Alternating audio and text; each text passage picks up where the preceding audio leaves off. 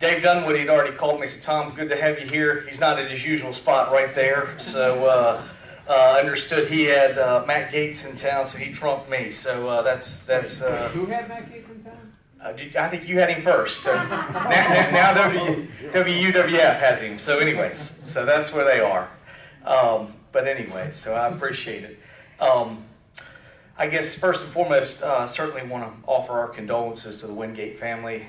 That passing happened since our last press conference. Certainly it's had an impact on all of the city, and we certainly will miss Gerald. It was great to have him back for the meeting in July, and I thought he was going to be coming back, but obviously, again, he battled his health problems for a while with the breathing, and so succumbed to it, unfortunately. I certainly visited with the family on Tuesday and certainly shared my condolences with them. And we did get stuff out for our employees and for everyone else. The services will be next week.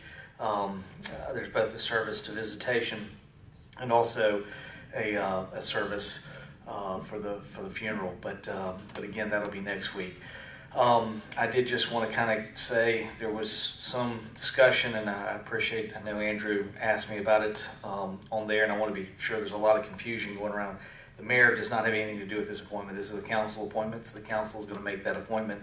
The only thing I've certainly asked is what I think Gerald would want is that District 5 have the biggest impact in the 2020 election, which means the only thing I've sent to the council members is simply that I wish that it be somebody that is not currently running for the position that would be done to the remainder term. That way that everyone that was associated with it would have a fair and equal footing for a 2020 election, and District 5 will be able to say in the fairest way who their next representative is. And I think if that's the case, District 5 will have the opportunity to vote, and again, that would be the fairest thing that would be possible. But it's not my decision, it's the council's decision. So along those lines, that's the only thing I've mentioned. Then we just came back, Chris, Keith, and I, and PC were at the League of Cities. Gerald had attended several of those League of Cities. He was well remembered, and he was also they did some nice commemorations for Gerald there. There was a couple of nice things said. I think he had attended with PC. So again, it was great. I had the opportunity to get on the board of the League of Mayors. The League of Mayors this year, their president is from Sanibel, Mayor Ruan from Sanibel, who is his projects are about water quality. He obviously dealt with everything coming out of the Caloosahatchee and the green algae and everything else, the red tide that eventually happened down there in the Gulf of Mexico. So, I certainly told him we would work with him on that and continue to improve what we could with water quality. We have a number of projects that are happening here. The Perdido and Pensacola Bay Estuary Plan continuing to move forward and looking to make impacts. I know Keith and I have been working on that, continue to do that with Matt Posner at the county, and excited about the possibilities of what that can be. So again, I think it sort of fits right in line. I also really would like to say something about PC because I don't think he gets enough credit for what he does. If you go to the League of Cities, you are literally with a living legend with PC there. Granted, he does take 7,000 pictures, but PC is he's a great ambassador for Pensacola. He's well loved across the state of Florida. This year they had somebody else, but last year I don't think he got much play. I certainly didn't realize it. He is the E. Harris Drew Municipal Official Lifetime Achievement Award winner from last year. It's a big deal at the League of Cities. It's the highest honor they can give, and PC has it, and he's still in elected office, and he certainly is well respected across the state of Florida. And he really makes it very easy when you come in and you say, I'm from Pensacola, because people say, hey, I know PC. So I did want to at least take a few minutes in the press conference just to certainly, sometimes I think it doesn't, sometimes when you get active in these things like the League of Cities, the Florida Association of Counties, you don't see it as much back in home here, but it is something that is great to have, and great to have that kind of presence because Pensacola has a following across the state, and I think it makes a huge difference in what we do. and what we're able to make happen, and the impression that we have projects so much larger across the state because of people like PC, and I certainly wanted to recognize him and the work he does as an ambassador for this city. I also want to say, in the Northwest Florida League of Cities, which he also helped me get on the board of, they have an award for the Northwest Florida League. It's called the PC Woo Award. So when you're still in office and the award is called the PC Woo Award, that says something about you when you're still in office. So again, just wanted to mention that we had a good time down there, had a lot of good discussion. I think we were able to do some things, and I know Chris was busy recruiting. I know Keith and I went to some different courses. I think there was a good course Keith and I both started at on racial equity. He stayed there. I went to the one then on websites for ADA compliance, which was also very good. So there was a lot of good things learned there, and a lot of good stories shared with other communities. So you have a chance to bounce some ideas off of what you're doing. This upcoming week we have Boots to Business Reboot program here at City Hall, hosted by the U.S. Small Business Administration. It's Thursday and Friday, August 22nd and 23rd here at City Hall. The program is open to veterans, active duty service members, and their spouses interested in learning about starting or growing a veteran-owned business. City staff members will be among the guest speakers.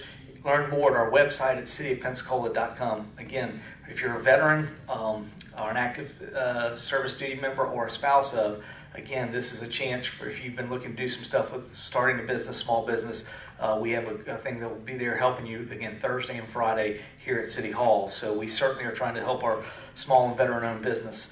Also, National Senior Citizens Day is Wednesday, August 21st, and there will be a celebration at Sanders Beach Corinne Jones Resource Center at 10 o'clock to 11, featuring brunch, door prizes, and live music. We will celebrate and appreciate all of our senior citizens. So we certainly appreciate our seniors, and again, we are doing more of those activities right now down at Sanders Beach. We're hoping to get, obviously, the Bayview Center back open. My understanding is I saw the contractor last week, and he told me we're still shooting for before Christmas or sometime around Christmas, first of the year. So that's what I'm still hoping for, and we're going to continue to push forward on that. We'll also be hosting a ribbon cutting for Councilwoman Jewel Canada Wynn for the Morris Court Park on Saturday, August 31st at 10 o'clock. We'll be celebrating improvements to the park, which include a new basketball court, walking path, new lighting and landscaping, and improved parking. We also partner with the Studer Community Institute to add the Make Play Smart Early Learning decals near the playground. Morris Court Park is located at 1401 West Lloyd Street, so we hope you'll join us not this coming Saturday, but the following at 10 o'clock on the 31st, so we look forward to seeing you there. If you're looking for a safe place to complete your online purchases, this also came from a citizen. They texted me about this somewhere in Minnesota, so we've done the same, and I really appreciate Allie helping this. If you're looking for a place to complete online purchases, the lobby of the Pensacola Police Department has now been designated as an official community meetup spot through OfferUp and Safe Trade spots. Buyers and sellers can use PPD Lobby at 711 North Haines Street 24 hours a day, 7 days a week for internet purchase and exchange locations. PPD has offered their lobby as a safe trade location previously, but this partnership gives us an official designation.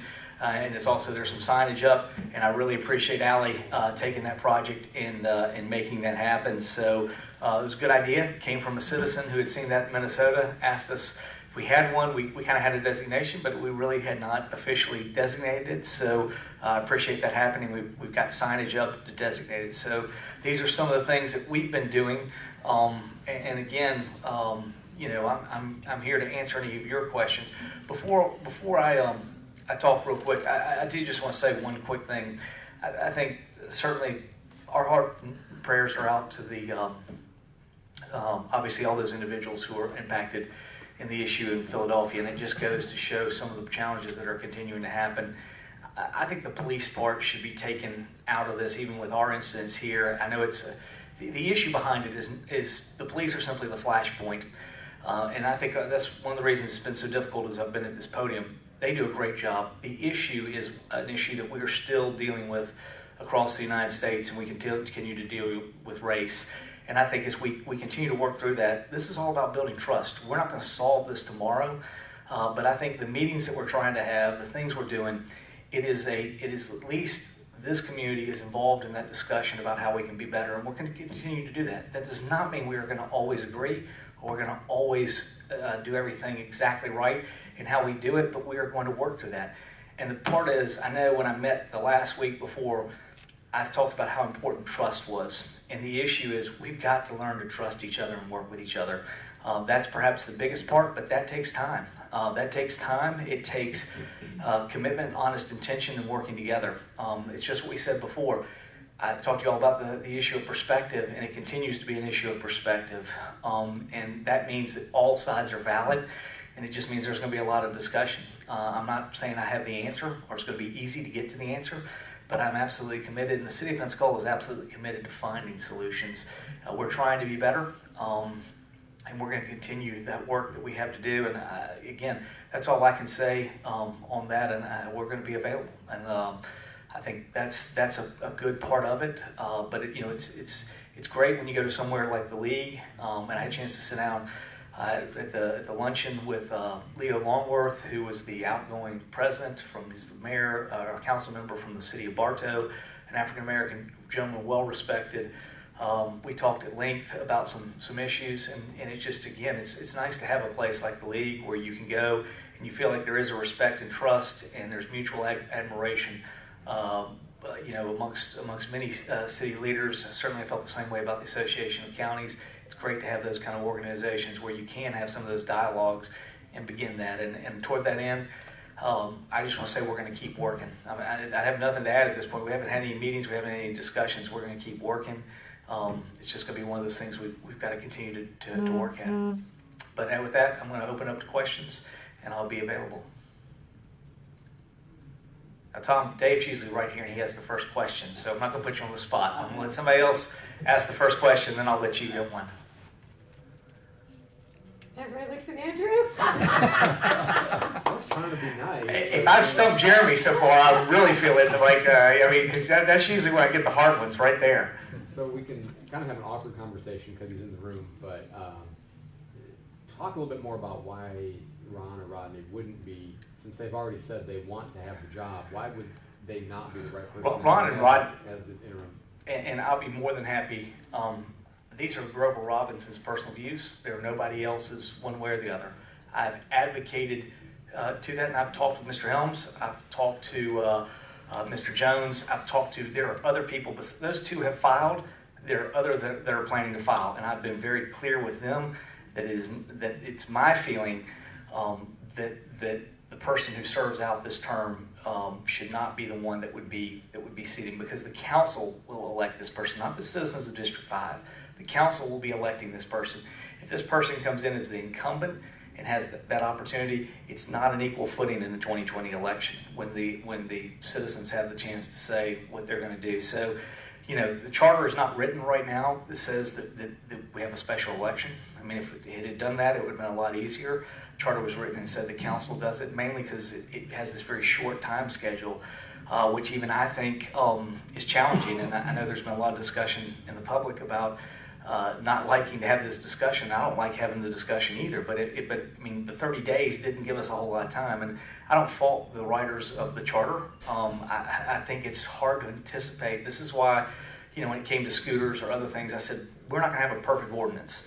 What I want is an ordinance that looks like it works, and I have your flexibility to work as we move forward. I think at least the discussions I've had with some of the council members, they don't like the way the charter on the 30 days, and when the revision comes up, we may ask for more time, we may ask for a different way to do it.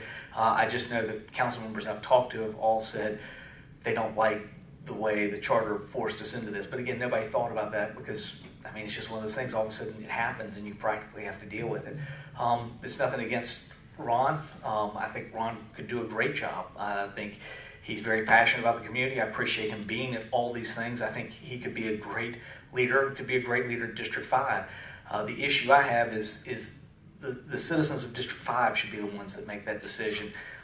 If somebody else who is not planning to be elected is allowed to serve out this term, then there is an opportunity in a 2020 election with nobody having an open seat, having some of the best opportunity, having gone through that experience. And I see, Mr. Powell in the room went through that experience in the mayor's office. I think we saw what happens when you have an open seat. You have a number of people come forward, you have a number of good ideas, and the citizens get to vote.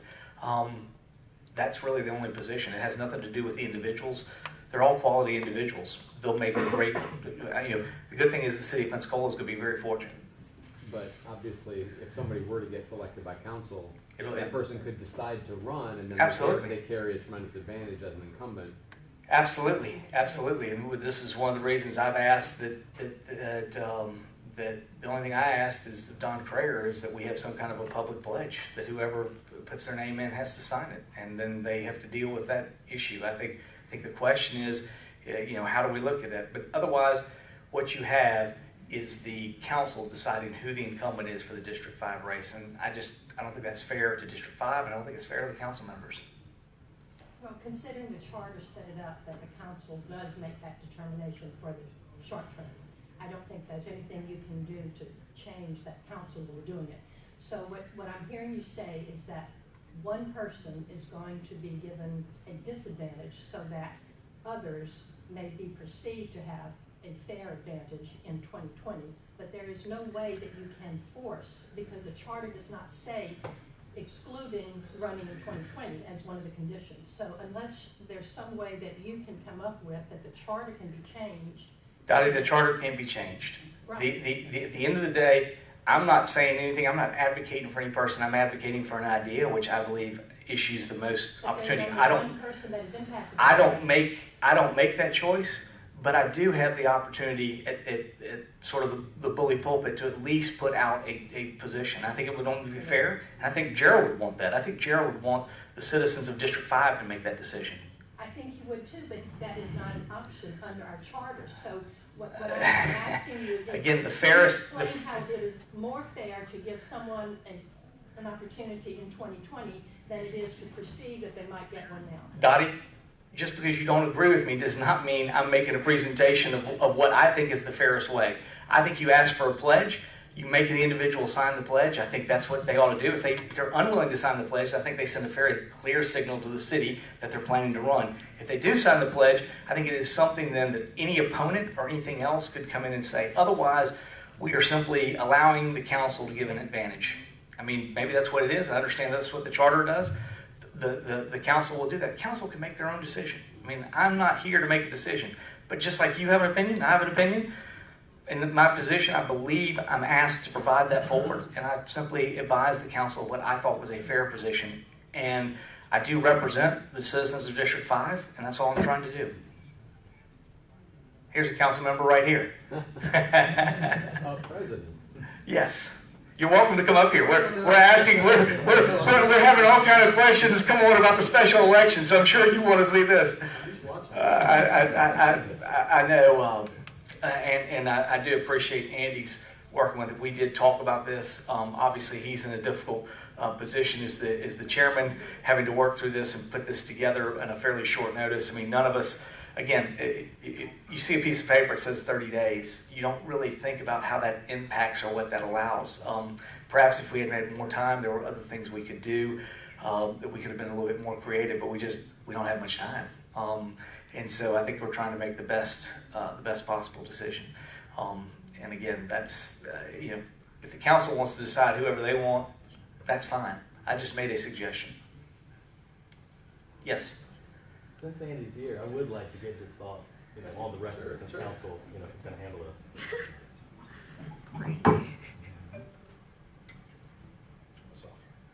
No, I agree with the mayor. I think that it's a council decision, and the council decides who they're going to appoint and who they're going to, as a body, the council votes and they appoint somebody for that interim position. Now, each individual council member can have a different opinion of who they want to put in there and how they want to go about it, but as a council, we have to decide.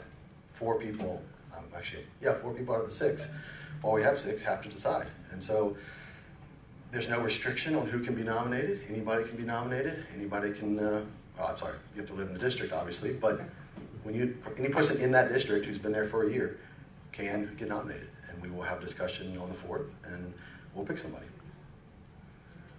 And do you agree with Grover's advice? I do. I think the person needs to be an interim person who is not planning on running for that position. Just because of the reasons he laid Yeah, out? same reasons. Essentially, the council, and it's unfortunate, if we put somebody in there that's running or plans on running, now here's the thing, if we don't have two people nominated and they're both running, then we gotta pick one of them. So, we'll have that choice on the 4th, but it essentially becomes, in my opinion, the public perception would be that we're endorsing somebody for that spot, which we're not, but the perception could be taken that way. And I'm afraid that that will, for one, dissuade people from running for the position. If we put somebody in there that is currently running or has publicly said they want to run, then I think it will discourage other people in that district from running. And I want as many people to run for that position as you can, because we need people to step forward and let the voters of District 5, pick that person. And I'm afraid that if someone is running or currently running, put in that position, they'll have an unfair advantage over everyone else.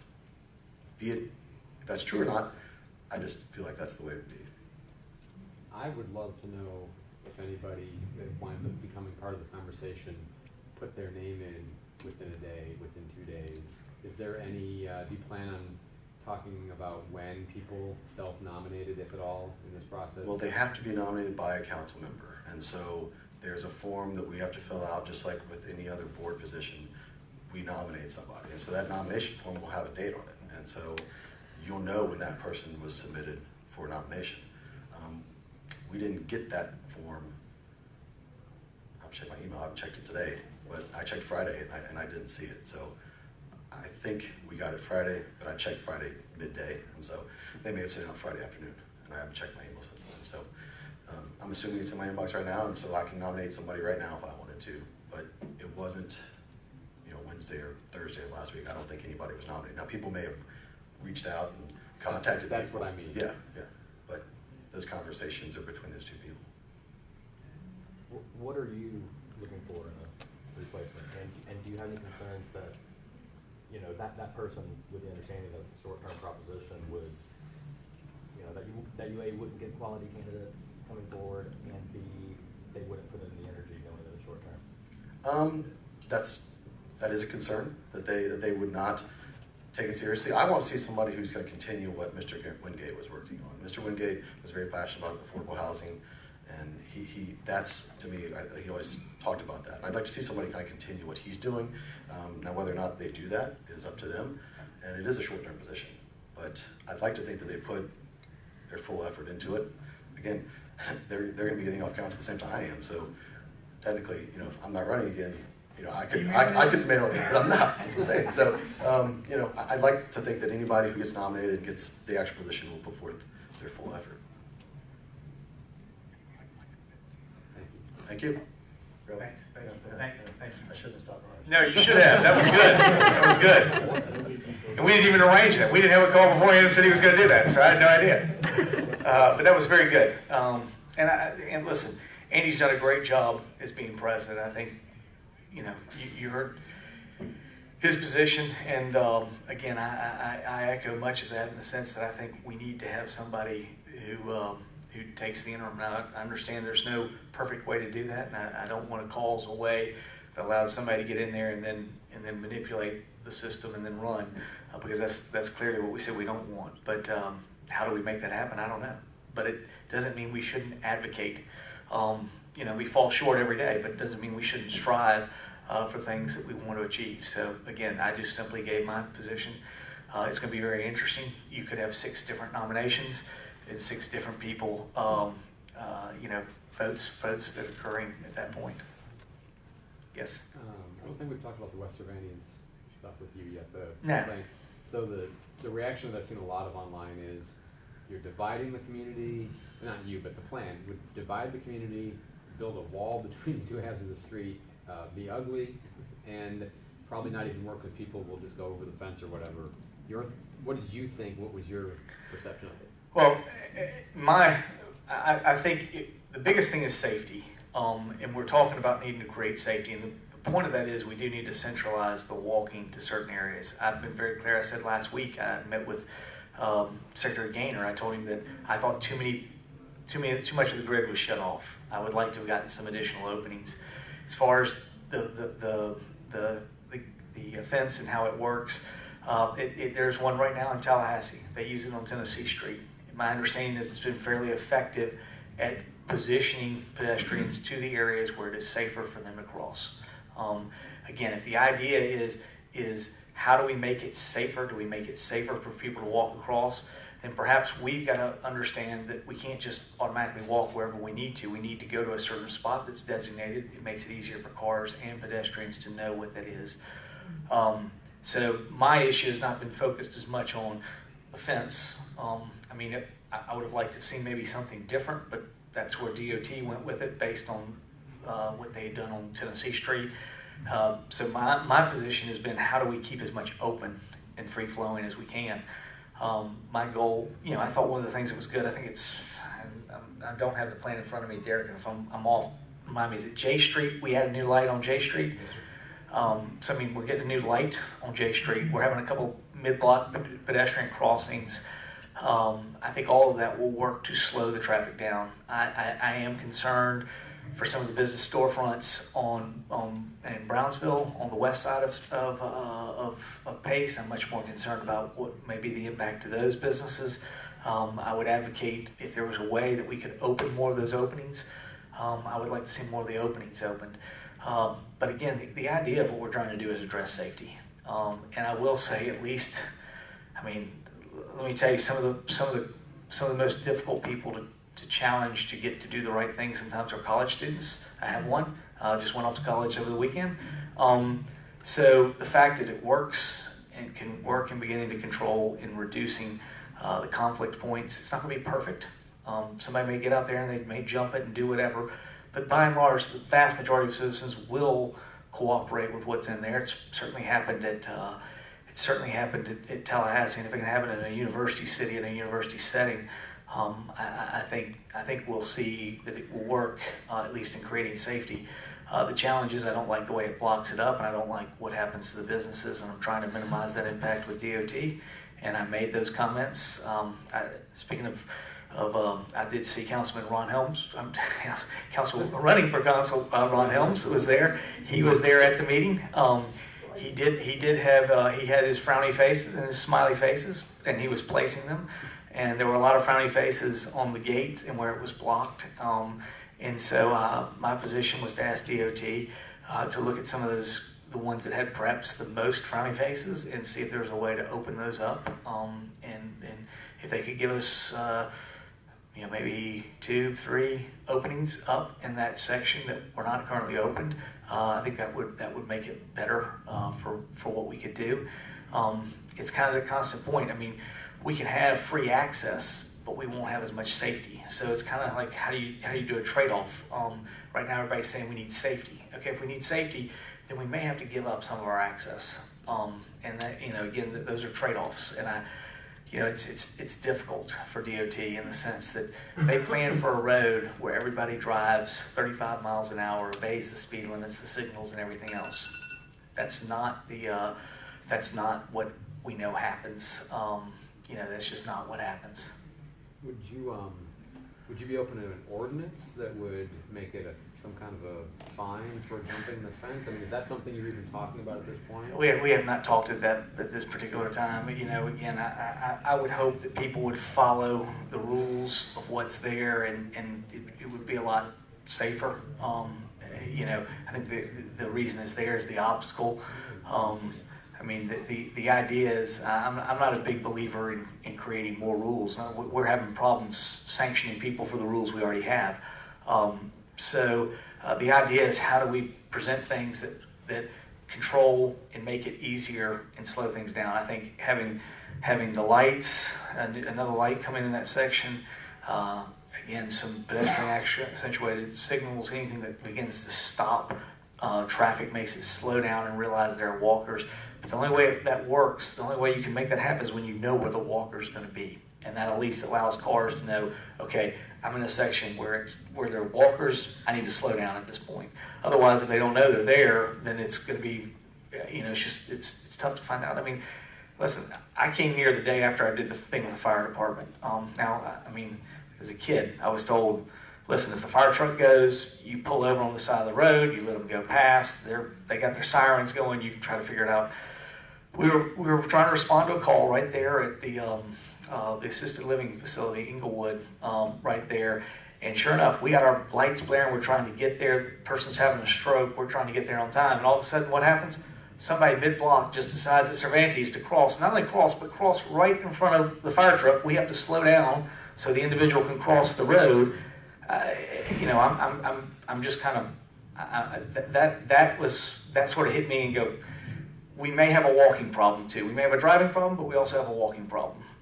And I think that's something that the gates try to get at. If we can make the walkers into a way and come into an area that is safer for them, will be safer for the walkers. Now, again, I want to be very clear. My goal is to get 2 or 3 of those openings back open. So I mean, the grid is a great grid. It's one of the strengths of what we have. To see it blocked in any way is discouraging. So it's my goal to get a couple of those more open. And that's what I've talked with the secretary about, and that's what I mentioned. That was my discussion with FDOT staff the day I was there. And I think that's where the frowny faces were. Yes? I imagine a lot of this planning, I mean, it's the DOT who came up with the plan, but it would seem like to me like an intermediary step would just put crosswalks instead of just blocking things off. Because part of the problem is that there are no crosswalks for I think it's 8 to 10 blocks. I mean, so.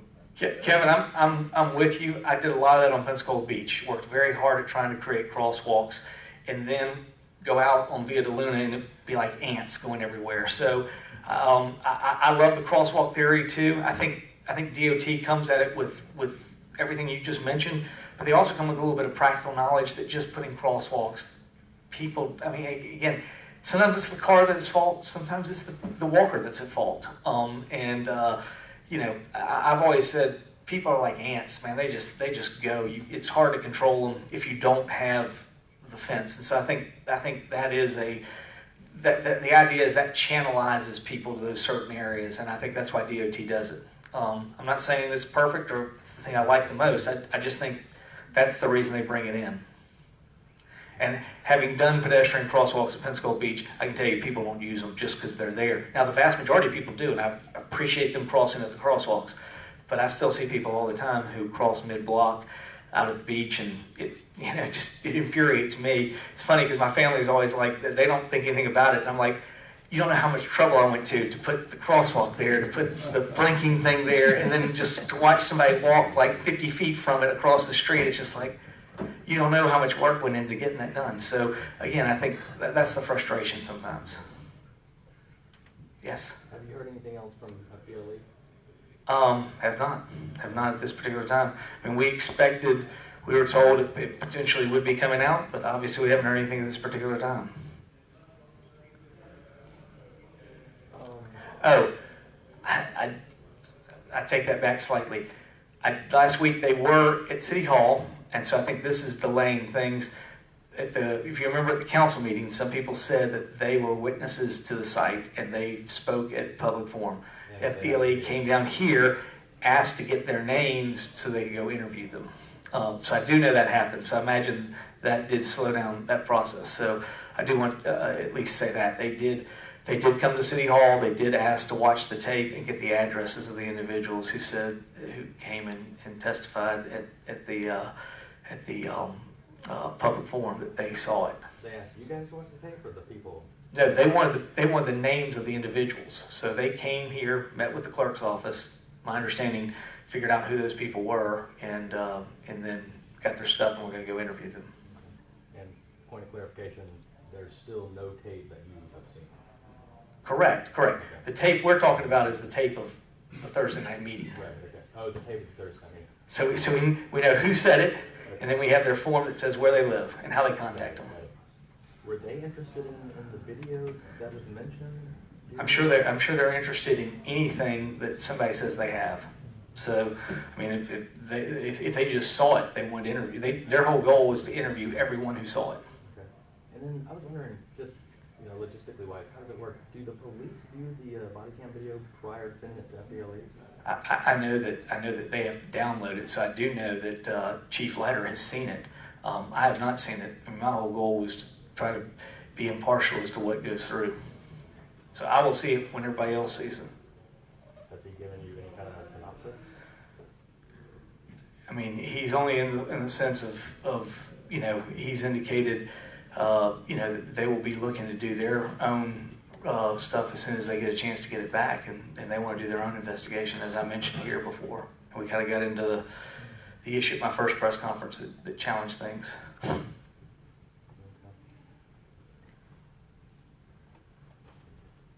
With regards to Cervantes, somebody mentioned to me how out on Gulf Breeze, when they were closing off that turn lane, they had temporary barriers before they permanently did it.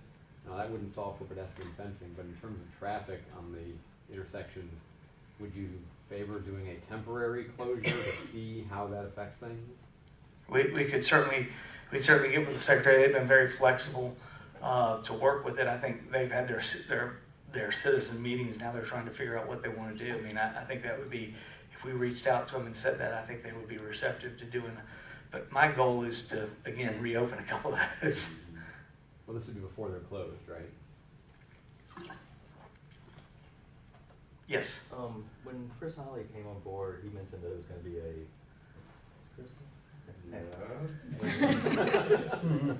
you know, relatively short-term gig, a year or whatever. Have y'all started having discussions along that? Well, Chris has already sent it out to the whole city staff that he is leaving December 6th, so he will leave December 6th. Plus or minus. Plus or minus. I kept telling him I didn't want him to leave till next spring, and so anyways, Chris has been very instrumental in I think helping create the changes we've seen in-house. I couldn't have done it without him. I mean, he's been very good at that. I knew his strengths at building a team. It's sort of, you know, again, I just think the last administration, the most critical part you could do is who helps you build a team, and I think there were some challenges. Obviously, they went through 8 different ones. Now, it's not going to sound very good that I'm going to immediately be changing a year afterwards, but we certainly knew that was going to happen. My goal was to get somebody in there that I think could create the stability and begin to build. And even if I knew he was only going to be here a year, or hoping he would be here 18 months, but if he's only here a year, you know, I think the idea was he helped build the team. But I mean, we knew this wasn't going to be a permanent position for him. We're evaluating things in front of us. It gives us a lot of time. You know, Keith is still here, and while he plans to leave in 2020, he still provides us an interim by which we would really have a significant amount of time to try to find who we have makes the team move forward. So again, I think you know, I think the good news is we're building a good team. You know, I'd be very clear. Every department we've also worked forward strategically in dealing with how we handle succession, how we teach people coming up behind us and prepare a new place, and that's the whole goal. And a lot of that Chris has brought to the table, and in trying to realize in each department, we've brought Amy over here. We've said, hey, long term, how do we begin to look at financing, and how do we have somebody there? Since Mandy Bills left, we were sort of without a succession plan. We now have Amy over here. We've asked the same thing for Matt for Dan to do at the airport, and that's continuing to happen. We're asking all of our areas that we're looking at, how do we begin to plan for where we're going and make sure that we don't leave the city in a void where we don't have any leadership coming up behind. And so I think those are things that Chris has done. Chris has also worked very diligently to create an actual employee manual, which my understanding is we should have fairly soon and ready to go. And again, have all the things that are in there.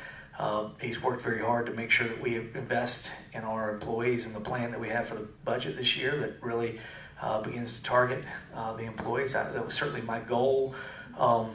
We've worked together and tweaked it across the way. It wasn't certainly the way I originally came out with it, but I think it's been I've certainly endorsed it and appreciate his working. He's the one that advocated we both advocated for more training. How do we begin to do that? How do we begin to also take other staff members, senior staff members, like bringing Keith down to the League of Cities so he could participate in some of these other meetings that were there, and how do we cover more things that are happening. So again, all of these things are things that we're looking at.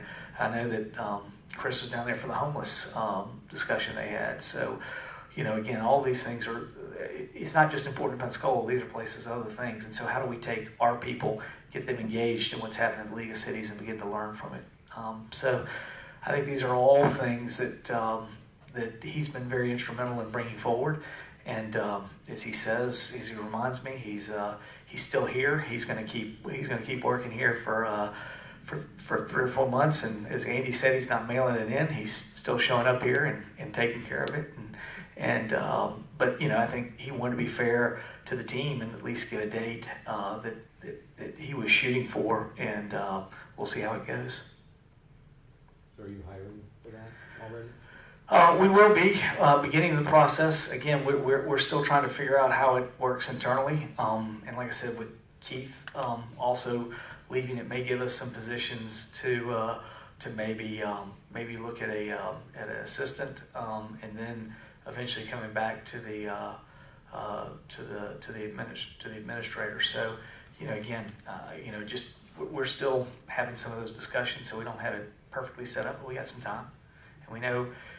With Keith there, we got about another 5 months, so we got about 9 months of what we can do, and that's what we're trying to do. Right now, my biggest concern is getting through this budget, getting this finalized, dealing with some of the other things that are sitting right in front of us, and get those done, and then moving forward on the other part. So we got a lot of things that are happening right now, and I think it's kind of good. The summer was a little crazy. We were in and out. I was out a lot, but back in and ready to go.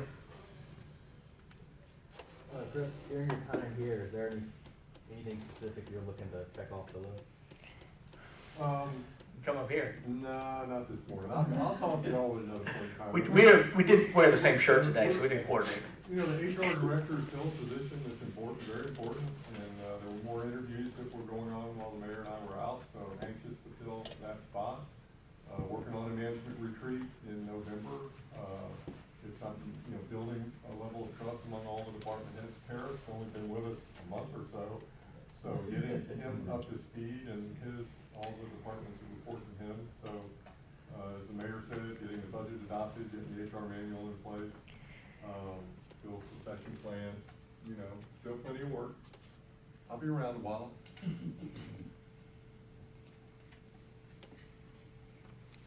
Yes. So, I know you don't like to talk about county stuff, but the conversation they're having about turning the beach referendum into an ordinance. What are your thoughts on that? Several times during their discussion, during their meeting last week, members of the public referred to,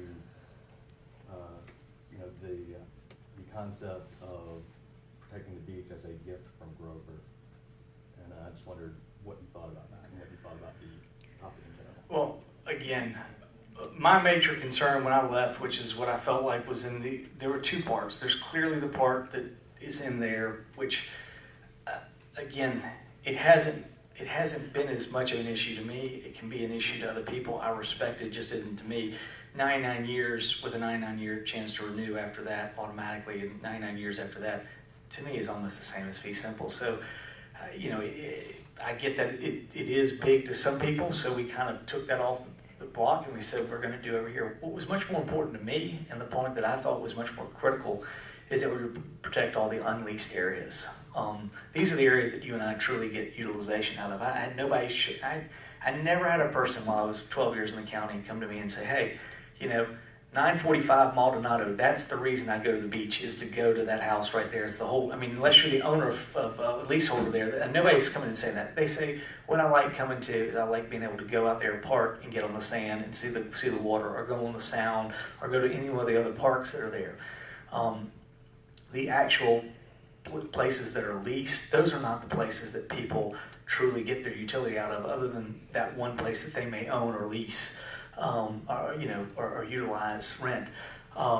But for the most part, it's what we all get out of there, which is the unleased portion, which includes the parking, the walkways, everything that was in there. And I think they've struggled. In the referendum. Correct. It was in the referendum. Now, I think they've struggled with this position of permanence. And this is the problem at the county level. You can't create permanence because one board can't make another board be permanent. And so they continue to struggle with this concept. The individuals who show up to Save Our Beach, they want this permanence. But the system of government, it's like the charter, doesn't allow for the permanence that they want. Now, again, they didn't like my solution, but it was a fairly permanent solution if you had protected and you had left all if you had looked at it dealing with and this is why we were totally different than Santa Rosa County. In the Escambia County version that I came up with, everything that was unleased was protected with everything that Congress could do. So in essence, Congress can create a permanence on the county. And again, you separate out the argument by taking the things that were already fee simple and already developed, and you pull those away so that there's no more tension in that argument, and then there is a more congressional solid hold on those things that are unleased. I get it. A lot of people didn't like that idea. Conceptually, they didn't like it. My point is, there aren't many other ways that you create permanence. And I tried to explain that to them as it was all going on. They didn't want to hear it. That's fine. I mean, at the end of the day, the main thing I was concerned about was the unleased portion, and we got that protected. And at least it was in the referendum. I know it's not permanent, but you know, I tried all the things I tried, and it's what I could get done. And again, sometimes that's what happens. Didn't they, at this point anyway, replace that unleased properties language with emphasis on building caps? The building cap's always been there. I mean, that was there beforehand. I know one of the problems they ran into was sometimes that they have these unleased portions that are still being utilized by, there were some commercial leases. I knew that kind of came up with the group that had the jet ski portion, because they were utilizing the section that was unleased, that was right adjacent to their lease. And then how do we deal with that? So I knew something came up with Robert. I didn't know what they ended up doing, but again, my position is they really need to protect those areas that are unleased. That's the part that you and I get the utility out of. I mean, the other part that I always loved is they said, well, if you do this, there won't be fences on Pensacola Beach. Well, I'll go to what's the subdivision? I mean, you can go to any number of them. Portofino has fences. I mean, there are a lot of fences. There's a sign out there that the Woodburys have, by where the old hotel came down. They got a fence that says "Do not trespass" on it. So, all of a sudden, us saying that because we have leased property, they won't put all these signs and fences up there. There are signs and fences up right now. The challenge is they're not up there in the areas that are unleased, and that's the most important area that we protect is the unleased area. If you have a 99-year lease right there, you can go fence it. You can fence it and tell other people they can't come out. I mean, I tell people always, they say, we can go wherever we want. I said, okay, you go park in a hotel parking lot on Blue Angel weekend and see what happens to your car. It goes away because you don't have that right. It's not all free. It's not all open and public. So again, I think those are the things that was what I tried to do. It didn't work out. I was fine. I pivoted. I moved and I did a different situation. And when I left, we had a provision for those unleased areas. That's the most critical part that we really need to save. And the building cap should be the building cap. You need to protect the unleased areas.